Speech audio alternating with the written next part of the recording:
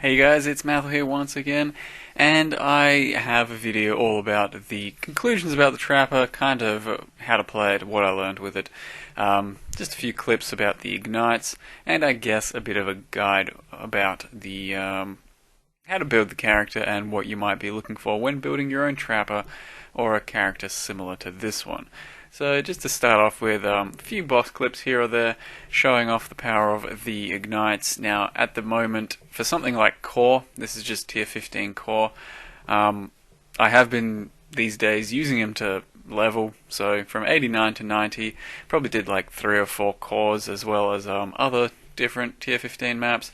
They're all very farmable in this character without dying, even though it gets kind of sketchy on some of the worst boss rolls, and a lot of the tier 15s just aren't that bad on characters like this, as well as the tier 16s even. I've rarely died on this character when I try, and most bosses are highly farmable. Now for bosses like this, I am using cluster traps and conk effect as opposed to just a strict conk effect single target. As I've mentioned in the previous videos, conk effect and added cold replacing cluster traps and ink area is your go-to single target and your most damage you can possibly deal, but conk effect and cluster traps is way more than enough damage to take care of things like Malachai's, so it's just much more convenient to use cluster traps and conk effect in a lot of situations. So use your own judgment as to when you use cluster traps as opposed to strict single target, because it's a lot easier to throw down 5 traps and get one of them to hit if you have an overkill of damage, so it's not that important to worry about just the pure single target. But I'll show you some examples of when the burn can go really, really right. So if you have a good shock on a boss from a Vile Lightning Trap and you get a good crit burn with your elemental equilibrium up, especially on something like Chimera, it makes the fight infinitely easier, because the Chimera is a very hard fight, but you can take down an entire phase with one burn if things go correctly according to plan, as seen in this entire actual boss fight. It was the smoothest Chimera I've done. But it is kind of hard to set up sometimes. You do have to have elemental equilibrium triggered from your Orb of Storms to begin with. You then have to crit with a rather big damage roll, and then your elemental equilibrium has to trigger him again straight after from Orb of Storms to then make him weak to fire again straight away, or that is any bosses. The Hydra here is another good example of a really smooth fast boss kill, and at this point I'm at a level 20 gem, but with nothing terribly insane. No level 21 gems, no spell damage on my shield. My dagger could be better. I could have maybe a better jewel or two, a few more levels. So all in all, I think there is probably still about 20 to 30% more damage to squeeze out of this character if you're really going for the min-max, and that's something that you guys may want to do. These are a few examples of good burns against the Shaper. So with the Shaper, it's a lot of the time you're just running around and trying your best to fucking survive, but when you do get that opportunity to stand still to get a good EE on him and hit him with a crit, the phases go through really quickly. Likewise, with this boss, it was actually ridiculously easy. It usually takes 2 good traps to kill him, and it's probably the easiest I've ever killed that boss, the one before Shaper. So just a bit more burn here happening on Shaper. Goes pretty quickly. You can't shock him though, so that's a huge damage loss. In any case, go on straight onto the guide. Right, so we are here with a level 90 hole tosser, Saboteur Shadow. I've essentially given you a full rundown of the character in the previous videos, but now that I know exactly what I'm doing, I can give you just the conclusions and exact concrete what you're doing. So resists on this character are pretty damn easy to come by. I did manage to almost LE weakness cap everything, just having to change out a belt depending on what's most scary on an LE weakness map. In the end I did run, how much are we looking at, 10.88k energy shield, and there is a bit of room for improvement. This Regalia isn't the greatest thing ever, but it's pretty solid. The Helm, damn solid I'd say, and the shield very solid. Boots don't have much evasion, energy shield, and the belt is probably about as good as you could probably hope for with a crystal belt. And of course, running 3 unique jewelries and face breakers means there's not much room for energy shield there. But you can of course squeeze more energy shield into the build at the moment. I did have to spec out of a bit here or there. If you want more, go ahead and get more.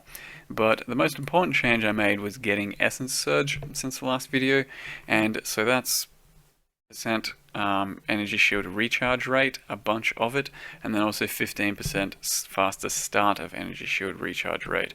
And that's very useful because we don't have any leech and any other outside sources that make recharge a lot better. So in between fights or when you're just running around to avoid some damage, that makes your energy shield start a bit faster and regen a lot faster.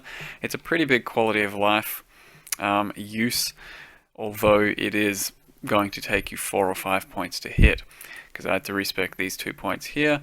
And also one other thing I should mention is I can't get away from these 2 nodes, 30 dex, 30 strength. There's just no real way for me to bridge that gap except for dropping some resist here and getting strength, and you have to get some dexterity on your dagger, or maybe a pair of boots.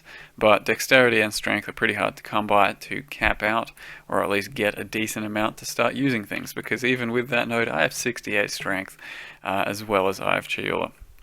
So strength is very hard to come by, and you need a little bit just to use the fortify and increased duration gems. Not even using it right now, but whatever. In the end, I hit 509% crit multi and 25% crit chance without power charges. Now, with 5 or 6 power charges, you should be looking at about 40 to 43% crit. So 1 in 2 traps on average should crit. Granted, when you have your diamond flask up, it's a lot more reliable, but you won't always have that up. What my average damage is for pure single target is 42.8 thousand on 1 trap. Normally the clear speed mode I'm doing is just 13.7k with area cluster traps, and your main setup here is Vortex attached to trap, have to have those two, cluster trap for area damage, and then you're probably going increased area and trap and mine damage support. I imagine controlled destruction is your last if you don't have a 6 link, because it's very similar damage to trap and mine damage support, but it reduces your crit chance. It does, however, scale both the initial hit and the burn, so bear in mind your burn won't be quite as good if you've only got a 5 link. And then of course conk effect for single target, and added code for the real single target.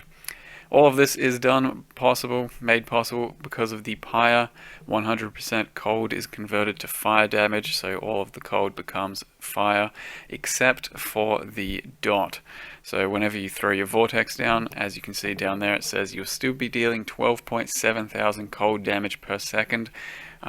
In the vortex itself, it still chills. That's a huge defensive boost, and it does some pretty good cold damage, which is why elemental equilibrium on Orb of Storms is rather important. So Orb of Storms, you're dropping these pretty much all the time, especially near bosses. It'll zap them and make them weak to both cold and fire, so your initial hit for the fire is going to be massive because of the minus 50% resist to fire, and after that initial hit, Orb of Storms procs them again, and you'll have a big boost to your ignite damage, as well as a big boost to your cold dot that you have from Vortex. So elemental equilibrium with Orb of Storms is very important, and make sure you don't have any added cold or fire damage on your dagger for your spells, because otherwise that will make Orb of Storms a bit different. Running some face breakers, a bunch of crit multi there. A Dodri's Damning, so you can have 2 curses. I have currently Assassin's Mark, I believe. Ellie Weakness attached to Orb of Storms on demand, and Assassin's Mark run on Blasphemy. So we always have Assassin's Mark running around. That gives you good crit and crit multi, and I find that important just for consistent burn and crits, really. And then you get all of your power charges coming from Orb of Storms, as well as Ellie Weakness whenever you need it, which is minus 41% resists, and we use Ellie Weakness because, once again, cold and fire damage coming from the dots. So Orb of Storms, Power Charge on crit, Curse on hit, and Ellie weakness. The area nodes do help to make the Orb of Storms much more manageable as well. Besides that, I have Shield, gotta have some stun immunity, very useful for a build like this. A shield, plenty of ES, try and get some spell damage or spell crit on it if you can. Mine is basically just pure ES, and that's fine, but it could be better. Plenty of resists and ES on your Helm, as well as your chest, and your boots are going to be very resist heavy, because getting much better boots than these is very hard. 100 extra ES with similar resist will cost you like 5 exalts, and these cost you like 5 chaos. Belt, probably just better to craft one yourself with essences. Grab a crystal belt, use some different resist essences and all that, and you'll get something in the end. And a dagger. These aren't too expensive. I crafted this one myself though. Crit strikes for your spells, rather important. Spell damage, very important. And crit multi is very important too. Those are the 3 things you're looking for. Anything else is a bonus, like attack speed, dexterity, or lightning damage to spells. Doesn't really even matter too much. Not much else to say really. Yeah, discipline as well is what we're running with a enlighten that's being leveled. Vile lightning trap for all your shocking needs. Flame dash occasionally just to move, and shield charge mostly a dodge skill because your quicksilver, which I don't have right now, is your main method of movement. As well as that, you got your Stibnite for defenses, your series promise just for extra chaos damage for deeps. Mana Flask is your main source of sustain on this character, at least it was for me. Didn't really feel like I had room for regen, and Rallying Cry is way too much strength for me to use, so could not fit that in. Not much else to mention.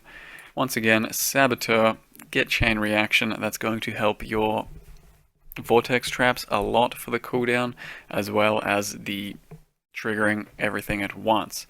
If you don't want to run Saboteur, then I really do not recommend going Vortex trap.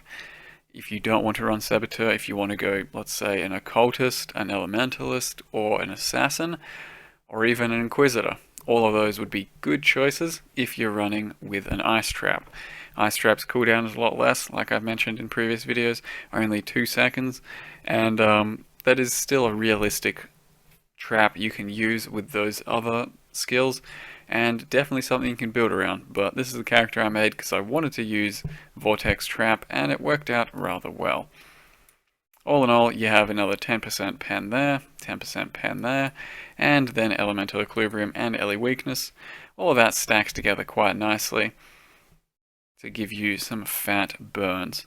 As far as jewels are concerned, Energy from Within converts a bunch to ES, so that's pretty good for your ES purposes. And a hair trigger is a huge quality of life for this build jewel because the trigger radius is very useful. Without it, you'll find sometimes monsters can sidestep your traps, and that's quite frustrating. So do try and get one of these. Remove it if you really don't like it. Jewels are fairly valuable too, as you can get something like 40% damage on that fairly comfortably. You're looking mostly for crit multi or flat damage on your jewels. I think that's all there is to mention about this character. Traps were fairly enjoyable as far as I'm concerned. If you get enough cooldown recovery, so hasty reconstruction, absolutely essential. And probably something I'll play again in the future with some sort of trap character. I'm certainly not against it anymore. I hope you guys enjoyed the build, the videos, and thank you very much for watching. See you guys next time.